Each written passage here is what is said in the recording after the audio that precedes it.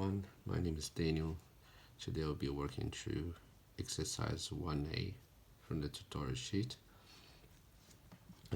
So we need to think about a function adding all those terms together will be equal to 0. So we're gonna make y equal e to the x plus a constant. Let's make a constant r, and we're gonna try to solve for r. So first derivative will be times e to the power rx, and the second will be r squared times e to the power rx. So substituting back in, we will get to the power 2 x plus second terms re to the power rx plus e rx, all that equal to 0. So we got a constant, so bring that to the front. So e rx, and then in brackets we'll have r squared plus r plus 1, and all that is equal to 0. So for that to be true, e to the power of the r times x needs to be 0, or the quadratic needs to be 0.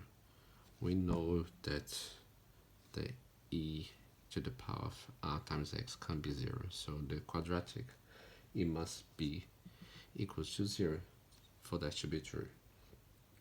So the quadratic can easily be factorized, so we're gonna put it into the formula, which we'll get minus 1 plus or minus square root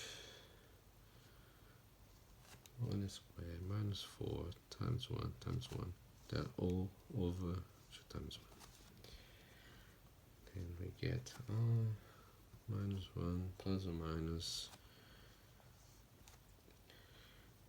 minus 3 over 2. So we don't like a minus inside the square root, so we can have square root of 3 times I, because I is equal to minus 1, and then all over 2. And from that we can simplify a little bit, which we get I is equal to minus 1 minus a half plus or minus I times square root of 3. So from that we will get two arbitrary constants, because plus and a minus, so we get a half plus I times square root of 3, and minus a half minus I times square root of 3. So since the roots of the auxiliary equation are in the form of alpha plus or minus I times beta, then alpha is equal to minus a half, and beta is equal to the square root of 3 on 2.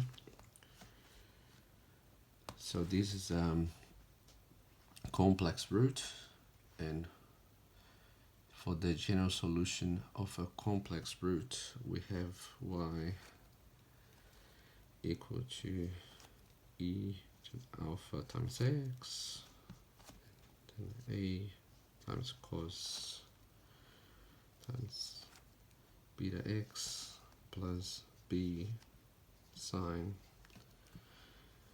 beta x.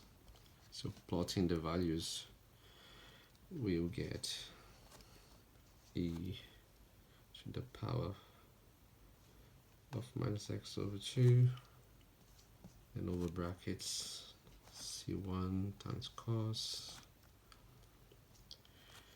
over brackets we have square root of 3 on 2 times x plus c2 sine, over brackets we have square root of 3 on 2 times x, and that's the final answer. Thank you.